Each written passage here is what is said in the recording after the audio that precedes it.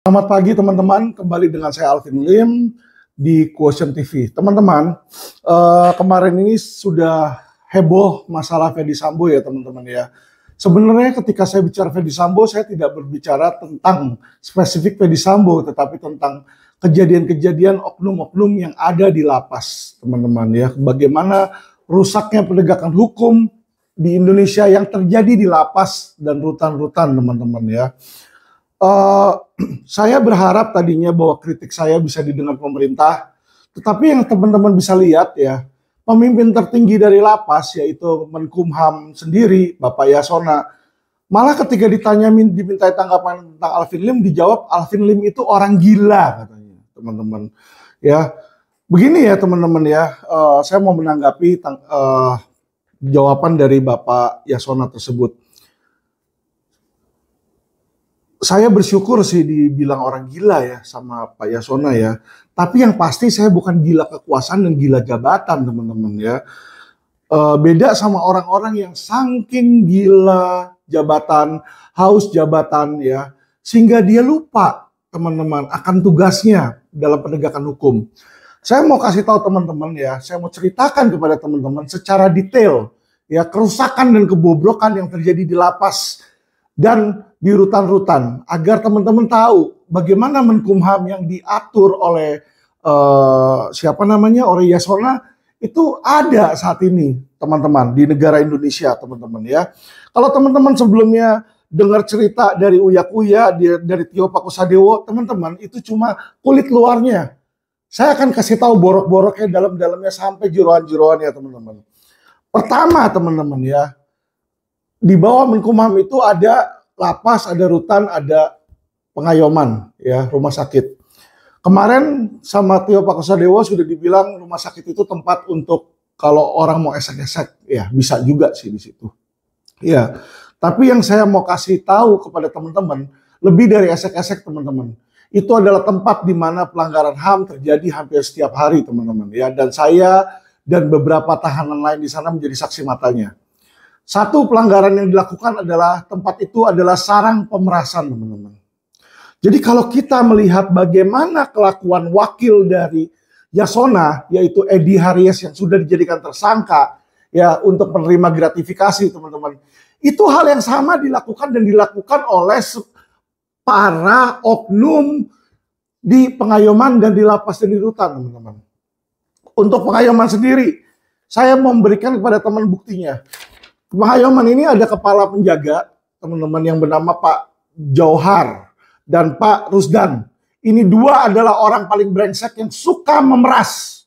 Saya berikan pada teman bukti pemerasannya dan bukti bagaimana dia meminta uang. Ya, ini ada bukti WA, teman-teman ya. Bukti WA ini adalah bukti otentik. Di mana tadinya saya berharap saya dimintain keterangan oleh Menkumham, ya mereka akan menindak oknum-oknumnya, tapi tidak, teman-teman. Mereka tahu yang saya bicarakan adalah kebenaran. Jadi mereka takut untuk mendengar penjelasan saya dan mereka tidak mau menindak oknum-oknum yang kurang lebih ya mayoritas dari mereka punya staf itu adalah oknum. Jadi kalau mereka tindak semua, siapa yang mau kerja itu nanti di lapas sama di rutan teman-teman ya. Saya kasih tahu teman-teman deh tindakan kepala-kepalanya aja ya biar kita enak lah. Kalau semua sampai cecere-cecerenya nanti lapas rutan kagak ada pegawai teman-teman ya. Ini Pak Johar ini teman-teman, dia adalah kepala rumah sakit ya di bawah dokter Umu. Sebagai kepala tahanan teman-teman, kepala penjaga tahanan, dia bilang di sini, kena jumper ya HP-nya dari lapas dan rutan Mbak Vio, jam 12 persiapan ya ke rumah sakit. Jadi Pak Johar tahu teman-teman ya, bahwa Vio ini memegang handphone ya. Jadi ketika saya bilang, ketika di rumah sakit mengecek keadaan di tahanan ya melalui handphone, bukan handphone saya teman-teman, tapi handphone Fiorucci ya. Fiorucci membawa handphone karena Fiorucci bukanlah tahanan, dia adalah pengunjung ya, pengunjung tahanan, pengunjung pasien. Jadi tentu boleh namanya pengunjung bawa handphone itu boleh. Ya, ini bukti komunikasi antara Pio dengan penjaga tersebut. Kena jumper ya ke rumah sakit, iya Pak ini lagi mau keluar. sudah proses Mbak cuci darahnya, signal jelek. Iya Pak, signal jelek ini lagi di EMC Pulau Mas, lagi dicuci darah, kata si Pio ya. Ya namanya kita di rumah sakit, istri saya bawa handphone ya boleh ya, karena ini komunikasinya sekali lagi teman-teman bukan dengan saya tapi dengan istri saya. Saya tidak bawa handphone. Yang bawa handphone istri saya, dan istri saya menggunakan handphone karena dia bukan tahanan. Oke, semoga cepat pulih Mbak Vio. Besok malam saya pulang kampung. Titip pesan Bang Alvin barangkali bisa bantu buat perjalanan. Jadi dia mau pulang kampung minta duit, Pak ya. Jadi biasa nih, minta duit buat pulang kampung. Makasih ya merepotkan. Malam Pak Johar, iya Pak Alvin tanya besok mau ditransfer atau ambil cash aja. Cash aja katanya. Saya ke kantor, mau dibawain oleh-oleh apa Bang Alvin? Kok jadi abang sih? Gak apa-apa. Pak Johar sehat-sehat aja kata Pio. Udah sakit ginjal gak bisa makan macam-macam sembarangan. Buat Mbak Pio aja katanya. Gak usah repot-repot, gak apa. Kita tolak ya secara halus. Habis itu uangnya kita berikan di situ. Ini April 25. Jadi setiap minggu ya Pio itu selalu dimintain duit. Baik melalui WA maupun ngomong langsung teman-teman. Ini yang melalui WA aja nih saya kasih tahu nih ya. Mei 16 dia minta lagi Mbak Pio besok ada tamu. Barangkali bisa bantu ya, makasih. Setiap minggu minta uang ya teman-teman ya. Kita dikasih sama Pio ranging antara 2 juta sampai 5 juta per minggu teman-teman. Jadi selama 6 bulan sudah ada di rumah sakit, sudah puluhan juta diterima oleh Pak Johar dan Pak Rusdan ini teman-teman ya. Ini tadi Mei, April 25, Mei 16, ini Mei 25 lagi. Mbak Vio bilang, abang, besok bantu saya nggak 2 juta, mau acara besok pagi. Mei 25 nih, minta tunggu, terima kasih. Pak, sorry sekarang belum pegang uang, mesti KTM, nggak pegang cash. Oke Mbak, keluar ya hari ini, Mei 26. Dibilang, iya Pak, Mbak Pio kalau 2 jutanya sudah ada info ya, terus sudah ada dikasih nih. Ditelepon lagi, miss call lagi Juni 1. Jadi kalau teman-teman lihat, setiap minggu nih selalu dimintain ya. Ini dari Mei, April 25 di sini ya. Mei 25, Mei 26, Mei 16 di sini. Juni 1 ini kalau udah Mei 25 kan seminggu kemudian Juni 1 dimintain lagi. Ya Pak, sorry nggak angkat kondisi gimana perkembangannya makin baik. Mbak Pio besok kita ada pertandingan olahraga. Bisa buat teman-teman saya besok aja ke kamar. Minta duit lagi nih ya. Juni 1 di sini teman-teman. Juli dia minta duit lagi nih, Juli 25 di sini. Jadi kalau teman-teman lihat di sini ya, selama di sana ini selalu minta uang terus ini si Pak Johar ini ya. Pagi Mbak sudah bangun ya Pak. Makasih supportnya katanya. Mbak hari ini keluar ya. Kalau bisa bantu-bantu info ya Agustus 7 nih. Ini semua ini ya setiap minggu teman-teman. Ya, bukan hanya kami ya, teman-teman ya. Itu di kamar itu, baik kamar Lily, kamar Edelweiss, itu belasan orang itu semua dimintain duit teman-teman ya. Ada yang 10 juta, ada yang 25 juta sebulan. Kalau yang pendek-pendek tuh bisa 25 sampai 50 juta teman-teman ya. Makanya yang dibilang Tio Pakusadewo itu benar. Ya, bandar narkoba di situ curhat sama saya, dia diminta 50 juta, dia bisa bawa istrinya segala, bisa bawa tamu-tamunya ke situ malam-malam, bisa ngebir teman-teman di situ ya. Jadi inilah teman-teman ya kerusakan-kerusakan di mana Menkumham ini sudah bukan menjadi aparat penegak hukum, tapi sudah jadi oknum-oknum pemeras teman-teman. Ini September 6 lagi. Mbak Pio bisa bantu 2 juta nggak Mbak? Siapa? Nanti saya di rumah sakit saya ambil. Kalau lagi nggak ada jangan dipaksakan ya, video jangan lupa kirim Mbak. Siapa? Hari ini saya ambil dulu katanya. Sudah balik Mbak? Sudah.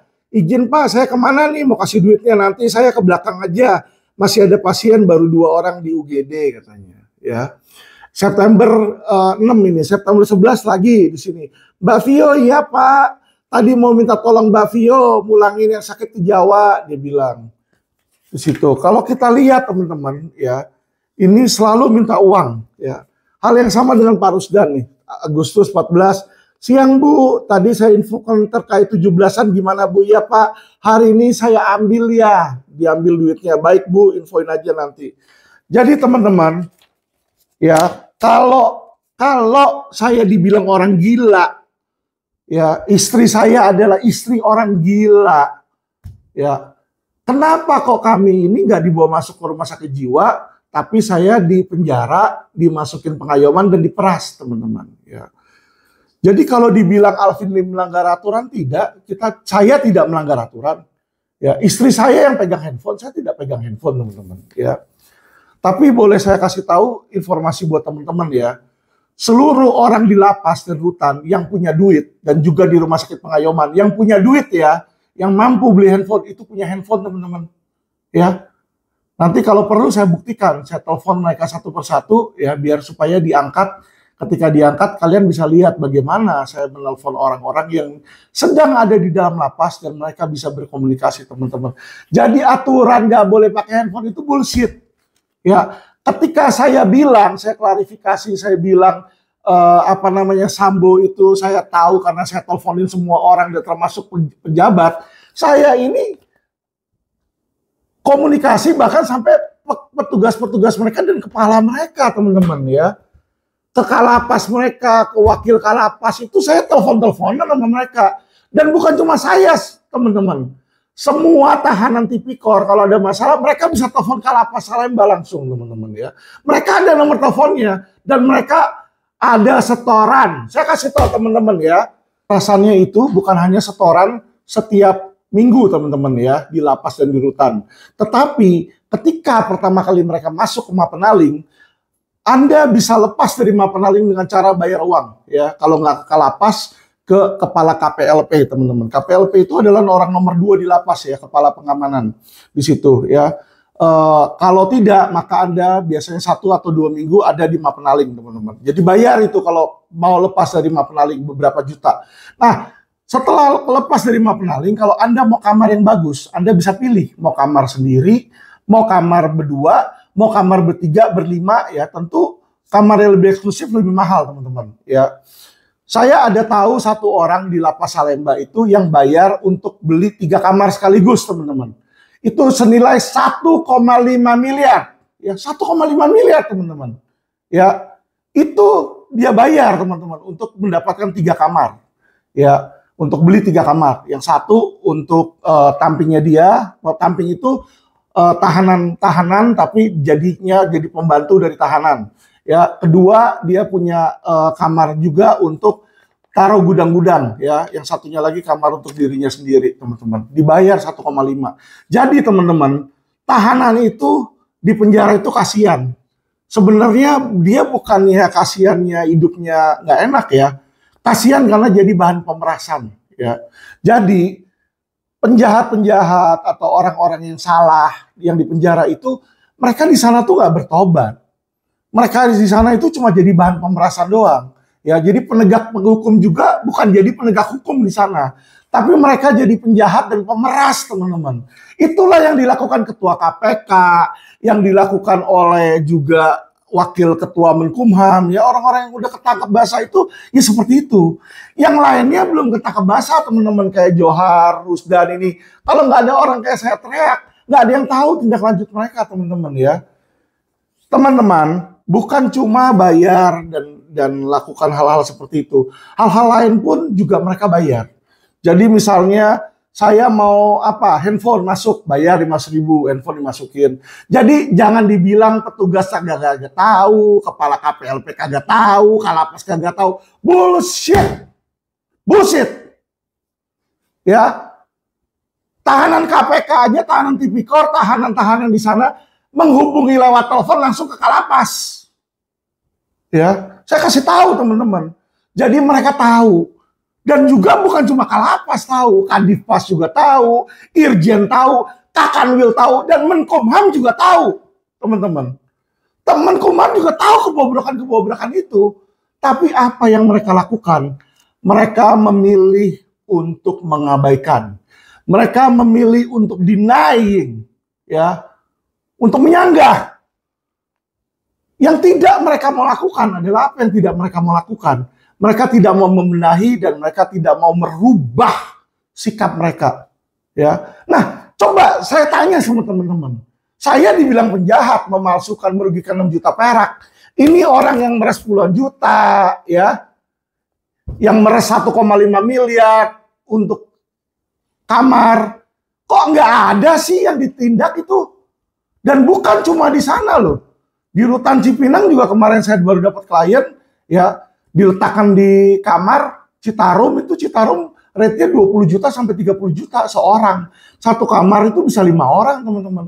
Jadi satu kamar mereka bisa untung kalau 20 juta atau 30 juta aja dikali 5 di situ, itu 250 juta, 150 sampai 250 juta. Bayangin ya teman-teman, berapa banyak puluhan kamar. Jadi setiap kali, setiap bulan dia perpindahan, berapa puluh miliar itu diperas. Uang gratifikasi, uang korupsi, teman-teman. Kemana KPK? KPK nggak ada waktu buat mengusut seperti itu. Kemana kejaksaan? Kejaksaan nggak ada waktu buat ngurus seperti itu. Kenapa? Karena mereka itu banyak oknum-oknum, teman-teman, di KPK dan di kejaksaan yang sibuk ya mengurus kasus untuk tebang pilih. Daripada mereka menangkapin teman-teman mereka sendiri, yang dimana teman-teman mereka mungkin sesama satu golongan partai, ya, apa yang mereka lakukan? Mereka akan menarget orang-orang seperti saya, ya, lawyer yang membela masyarakat, lawyer yang berteriak menginginkan adanya perubahan hukum, ya, bukan cuma saya, teman-teman. Nanti Aiman, ya, kenapa Aiman itu dia berteriak bagaimana ada dugaan polisi itu berat sebelah? Karena kalau saya melihat, kalau saya ditanya opini saya setuju dengan Aiman. Ya, tapi orang-orang seperti itulah yang menjadi tugas kerjaan polisi, kerjaan jaksa, kerjaan hakim untuk dipersekusi, teman-teman. Inilah negeri Indonesia kita tercinta. Sangat sayang, 1001 sayang, ya. Karena saya cinta pada masyarakat dan saya cinta pada negara ini, saya berani berbicara. Saya tahu dengan saya berbicara, ya pasti banyak yang membenci. Teman-teman, saya kasih tahu, ketika saya ngomong tentang Ferdy Sambo, bukan hanya ancaman, teman-teman, ya. Itu banyak ya kenalan-kenalan saya di rutan, di lapas itu nelfon saya. Pak Alvin, kok Alvin, tolong Pak Alvin, tolong. Kenapa? Saya bilang, aduh lu tolong klarifikasi dah, klarifikasi. Tarik balik kata-kata lu. Saya bilang, loh, itu memang yang saya ketahui kok seperti itu. Saya bilang kan, tolong Pak Alvin tarik balik. Saya disetrap Pak Alvin, kita semua disetrap. Padahal saya baru masuk ke lapas Salemba, saya nggak tahu. Tapi saya kena hukum nih kalau saya nggak ngerti, nggak tahu nih.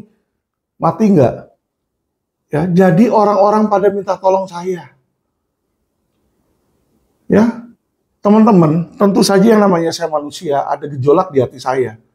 Ya, saya nggak mau juga orang-orang nggak berdosa itu kena imbasnya karena saya.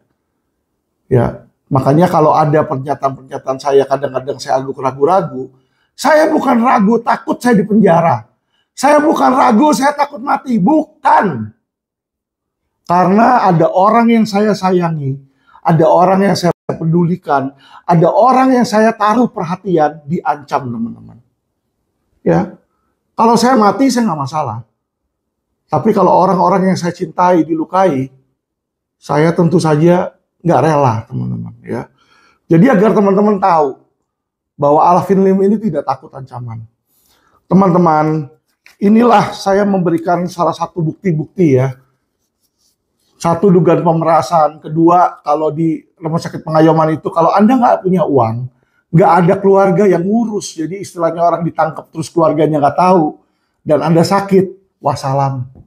Banyak itu yang mati setiap hari, hampir setiap hari. Saya lihat nih ada orang di situ teriak-teriak, aduh, keteriakan kesakitan. Saya tanya susternya, kenapa? Kesakitan dia, sakit ini, sakit parah ini, sakit parah itu. Bu, rawat dong Bu, saya bilang gitu. Nggak bisa Pak Alvin. Saya nggak tahu, dia nggak punya BPJS, nggak ada karyawan, nggak ada yang jenguk, nggak ada keluarga. Nanti kalau ada biaya siapa yang bayar Pak Alvin? Mati nggak lu? Dan dari situlah teman-teman banyak yang meninggal. Jadi kalau teman-teman ya banyak yang menanya saya untuk saya berbicara tentang Rohingya ya. Bukannya saya tidak peduli dengan negara lain, dengan warga negara lain, tidak. Tapi saya lebih peduli dengan warga negara Indonesia lebih dulu ya. Saya belum bisa membantu warga negara Indonesia kok. Ngapain saya pusing-pusing membantu Rohingya, membantu Iran, membantu Irak, membantu Palestina? Bukan saya nggak mau bantu. Saya belum mampu membantu. Saya mau membantu one at a time. Yang lebih dekat dulu, saudara-saudara saya dulu. Yaitu saudara-saudara saya satu negara di Indonesia. Karena banyak negara, saudara-saudara saya satu negara, teman-teman, yang hak asasinya tidak diberikan, teman-teman. Kasihan itu, teman-teman. Kasihan. Ya. Tolong Pak Menkumham ya, dengarkan kata-kata orang gila ini. Kalau Bapak memang tidak mau percaya dengan saya, nggak apa-apa Pak Menkumham. Tolong diperiksa nanti handphonenya dari Pak Johari dan Pak Johar ini ya. Benar nggak nih ada WA minta-minta duit ya?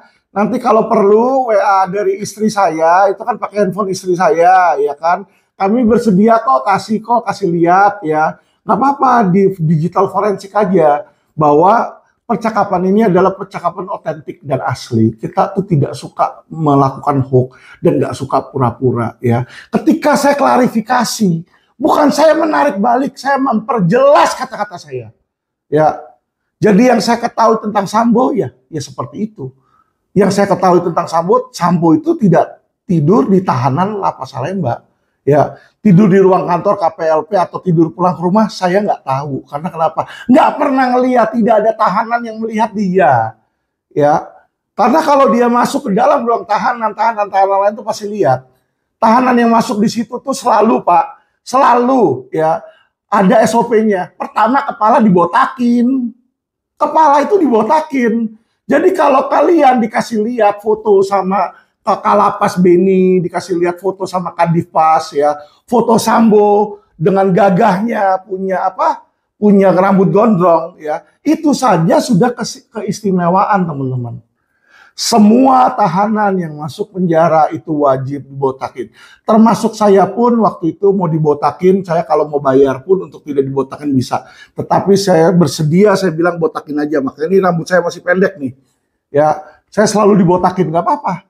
Ya itu ada prosedurnya. Terus kalau dibilang 3 hari di Lapas Salemba terus dikirim ke Lapas Cipinang juga aneh. Kenapa? Setahu saya Mapenaling itu 1-2 minggu dan itu wajib.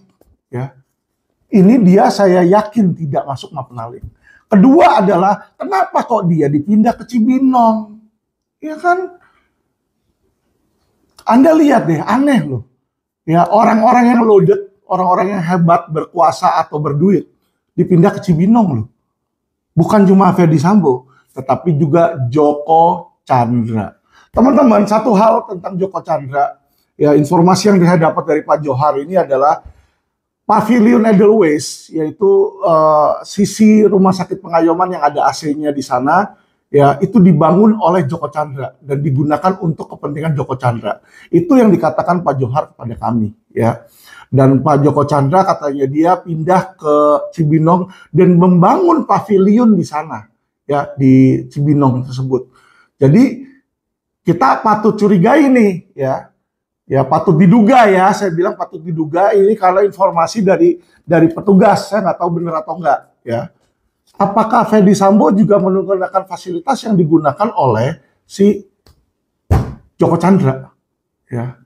Tapi aneh kan, kok kenapa orang-orang yang berduit ini mampu pindah? Kalau memang mau dipindah, kenapa yang cuma berduit aja dipindah? Yang nggak berduit kenapa nggak dipindah? Contoh di Lapas Salemba, di Lapas Cipinang itu, ya orang-orang berduit itu pada pindah. Surya Darmadi yang 5,7 triliun pindah. Asabri 7 triliun pindah, Beni Cokro. Ya. Itu orang-orang pada punya duit pada pindah ke sana teman-teman. Ya. Aneh ini, saya juga cuma melihat ini kok aneh. Dan banyak, selain 2 orang itu, sudah banyak yang lainnya juga pindah dan yang akan ikut pindah teman-teman. Kenapa? Karena di Lapas Cipinang saat ini kepala rutannya, kepala lapasnya bagus teman-teman. Teman-teman, kalau bagus saya bilang bagus, kalau jelek saya bilang jelek. Kenapa saya bilang kalau Lapas Cipinang bagus? Ya, ketika dia baru menjabat, ya si Pak Prayer namanya ya, itu dia sidak semua. Bagian isolasi itu dia sidak.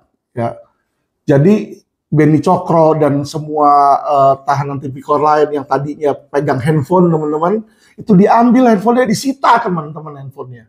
Jadi di Lapas Cipinang itu sedang steril ya, tapi ya kita nggak tahu berapa lama ya. Saat ini dia bersih, teman-teman ya. Saya nggak tahu apakah nanti akan stay bersih ataukah akan terpengaruh juga dengan oknum-oknum yang ada. Ya, dan bukan cuma handphone, AC. Ya, jadi lapas isolasi itu ada AC-nya, teman-teman. Ya, saya tahu beberapa tahanan tipikor itu punya AC. Dia bukan AC fix ya, bukan AC split, tapi AC dorong, teman-teman ya. AC dorong itu yang portable. Jadi kalau ada sidak, mereka umpet-umpetan, diumpetin. Tapi emangnya nggak tahu teman-teman. Jadi Kakanwil, Irjen, kalau mereka mau sidang, Kak Kamtip, kalau dia mau sidak, dia kasih tahu dulu. Ya kan, dikasih waktu dulu nih, 10 menit, 20 menit, agak beresin. Ya, jadi barang-barang itu dititipin nanti ke petugas. Handphone dititipin ke petugas. Nanti bayar 200.000 setiap kali ditip ya. Bayangin teman-teman, kalau di lapas ya, di rutan itu ada 3.000 tahanan. 2.000 aja punya handphone.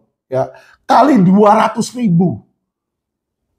Hah? Sudah berapa uang yang mereka dapat, teman-teman? Itu sudah 200 juta, teman-teman. Hebat ya, teman-teman ya. Itu yang mereka bisa dapatkan setiap kali sidak. Makanya nggak heran, teman-teman. Sidak itu sebulan bisa 2 kali, bisa seminggu sekali ya. Itu apa? Buat iuran buat mereka, teman-teman. Nanti kadang-kadang diambillah 1 atau 2 orang yang melanggar aturan, pura-pura ditemukan. Jadi seolah-olah ditemukanlah sebuah handphone ya. Wah, nanti alasannya, wah handphonenya dibawa oleh keluarga. Aduh, keluarga bawa itu kalau nggak ada kong kali kong dengan petugas nggak mungkin bisa masuk. Ya, jangan bohong-bohongin deh. Kalau saya udah pernah ditahan, saya tahu. Ya, oke. Ini saya baru bongkar teman-teman part 1 ya. Baru sedikit dari jerohannya. Nantinya saya bisa kasih tahu kalian bukti-bukti dan keterlibatan ya dari oknum-oknum yang lebih parah dari ini, teman-teman ya. Bagaimana ada orang sakit di sana udah sampai teriak-teriak mau setengah mati ya. Videonya pun saya ada di situ, teman-teman ya. Tapi saya melihat kalau memang ini mencelakakan orang-orang yang kira-kira nggak berdosa, saya juga nggak mau, teman-teman ya. Oke, Pak Yasona Lauli, sudah jelas kira-kira penjelasan dari orang gila ini. Apakah penjelasan kata-kata saya cukup gila di sini atau memang Anda yang gila kekuasaan sehingga tidak mau mendengar saran dari masyarakat? Ya, itu terserah Anda. Ya, nantinya Anda bentar lagi akan dipilih kok dan masyarakat juga bisa tahu memilih ya partai mana dan penguasa mana yang brengsek yang nggak mau mendengar aspirasi masyarakat. Oke, salam cerdas hukum teman-teman. Dah.